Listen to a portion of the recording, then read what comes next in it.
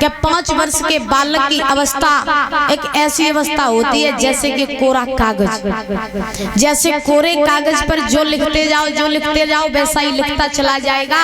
वैसे ही 5 वर्ष के बालक की अवस्था होती है, उसे जैसा डालते जाओ, जैसा सिखाते जाओ, जैसा पढ़ाते जाओ वो वैसा ही पढ़ता चला जाएगा।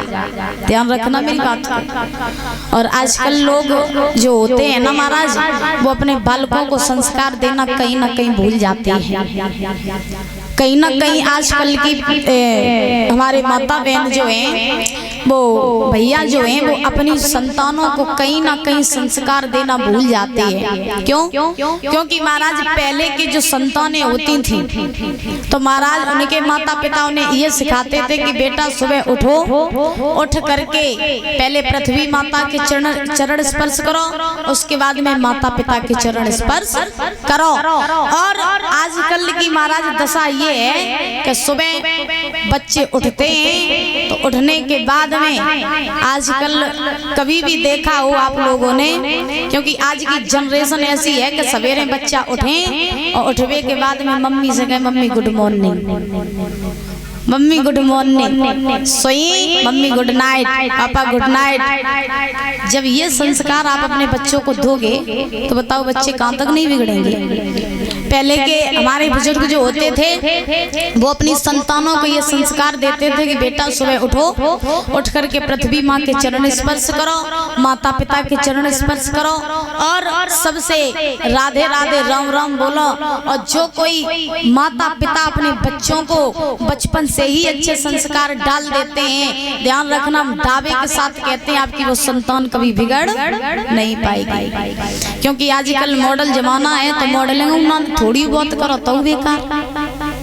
बताओ आजकल तो माता पिता पहले चलते थे माँ पिताजी, लेकिन आजकल माता पिता बच्चों को संस्कार देते कि काऊ के सामने पापा ना कहियो, हम तो डैडी कहियो।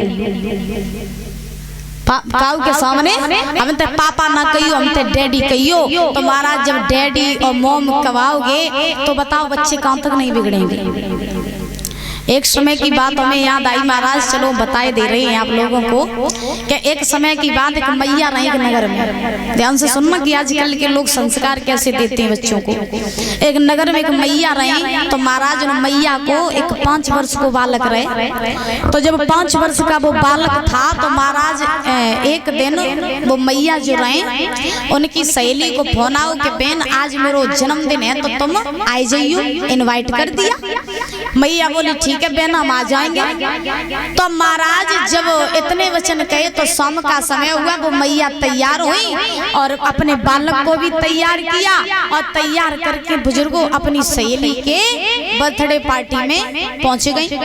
जो पहुंची तो महाराज कभी भी देखना कि अगर हमारी माताएं कऊ शादी ब्याह में जाएं या कऊ फंक्शन में जाएं, कऊ पार्टी आर्टी में जाएं तो वो माताएं बहुत सज धज के जाती हैं। हाँ बहुत सज धज के जाती है, मन में विचार करती हैं कि काऊ से कम हम दिखाई ना देवे। तो बे मैया जो रहे महाराज अपने बेटा को लेके अपनी सहेली के पार्टी में पहुंची और जो अपनी सहेली की पार्टी में पहुंची तो महाराज अपने बेटा की तो सुध बुध भूल गई और अपनी सहेलियन में मिलने लगी। जब सहेलियन में मिलने लगी तो कुछ देर बाद वो बालक अपनी मैया के पास में आओ और पास में आए के कहने लगो मैया मैया हमें टॉयलेट लगी, मैया हमें टॉयलेट लगी।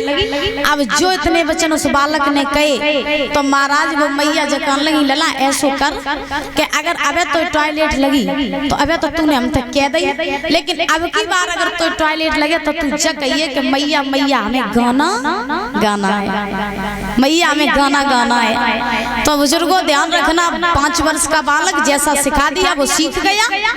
अब वो मैया जो रहे महाराज अपनी सहेली के यहाँ की पार्टी खत्म करी, करने के बाद में अपने घर पहुंच गई अपने बालक को लेकर के। जैसे ही अपने बालक को लेकर घर पहुंची तो पहुंचने के बाद में महाराज वो मैया जो रहे अपने मायके चली गई और जब मायके गई तो मायके मायके में अपने बालकों को लवाए के गई।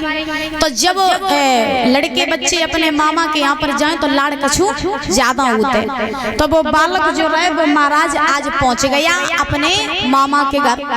तो रात का समय हुआ तो वो बालक परीक्षित महाराज अपने नाना के साथ में लेट गए। और जो वो बालक अपने नाना के साथ में लेटा तो महाराज रात को समय वो बालक को रात में टॉयलेट लगी आई। और जो टॉयलेट लगी तो महाराज रात में उठो और उठ के नाना से आवाज लगाने लगो, नाना जी, ओ नाना जी। अब महाराज नाना जी जो रहे वे खूब गहरी नींद में सोई रही। बच्चे ने फिर से उठाया, नाना जी उठ जाओ। अब नाना ने जो देखो कि आधी रात को समय जो जग के सो रहो। नाना बोले क्या है, काय की वजह से जगाए रहो?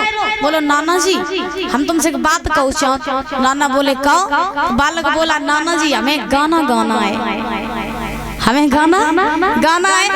अब ध्यान रखना बुजुर्गों, जो उस बालक ने इतने वचन कहे, अब नाना जी सोचने लगे जाए आधी रात के समय गाना गाए की जमक कैसे चढ़ी। आधी रात को समय जो गाना गाए रहो। अब नाना जी ने कही, लला ऐसो कर कि अबे रात को समय अगर तो गाना गाना है तो तू सवेरे उठिए, जितो तू गाना गाए पाए तो इकट्ठो खाई लिए। अब महाराज वो छोटा सा बालक नाना ने फिर लेटा दिया। अब नाना जब फिर से लेट गए, अब छोटो बच्चा कब तक कंट्रोल करे। अब महाराज नाना फिर से सोए गए, बच्चे ने फिर से उठाया, नाना जी ने उठ जाओ, नेक मेरी सुन ले, हमें गाना गाना है। अब नाना जी सोचने लगे, हमें लगा गाना गाए की ज्यादा ही तलब लगी है। तो नाना जी कहने लगे ऐसो कर कि अबे रात को समय और तू जोड़ जोड़ तक गाना गई है तो सब जग जाइए, सब जान जाइए। तो ऐसो कर के तू चुपचाप से आ और आए के मेरे कान में गाना खाए दे। तो महाराज ध्यान रखना, जो इतने बच्चन कहे सब छोटा बालक रहे, आज नाना जी के पास में गो कान में जाए के चुपचाप से गाना गाए दो। अब महाराज नाना जी कहने लगे क्या कर रहा है? बोले नाना जी गाना गाए रहे। ये गाना? बोले हाँ जी तो गाना तो गाए जी तो गाए रहे। तो महाराज ध्यान रखना कि अपने बच्चों को संस्कार ऐसे दो जो बाद में आपको पछताना ना पड़े। क्योंकि कहा जाता है कि माता पिता के जो संतान होती है, संतान में लक्षण माता पिता की आती है। क्योंकि जैसा घर का माहौल बना रहेगा वैसी ही संतान बन जाएगी। इसीलिए आप अपने घर का माहौल अच्छा बना करके रखें, आप अपनी संतान को अच्छे संस्कार दें। क्योंकि अगर संतान चाहे तो माता पिता को बहुत ऊंचा कर दे, और संतान चाहे तो माता पिता को इतना नीचा गिरा दे कि समाज में मुंह उठाने के काबिल ना छोड़े। इसीलिए लोग नहीं कहते कि हमारा बेटा किसी ऐसी की संगत करता, वैसे की संगत करता, अच्छे लोगों के साथ जाता, बुरे लोगों के साथ जाता। ध्यान रखना, संगत का बच्चे के ऊपर कभी असर नहीं होता है। महाराज जैसा आप उसे ढाल लोगे संतान आपकी वैसी बन जाएगी। क्योंकि अगर 1000 बुरे लोगों के सामने आप एक अच्छे को खड़ा कर देना, हम दावे के साथ में कहते हैं वो अच्छा जैसा गया था वैसा ही लौट करके वापस आएगा। क्यों? क्योंकि उसके परिवार वालों ने उसे अच्छे संस्कार दिए हैं। बोलिए गोविंद भगवान की।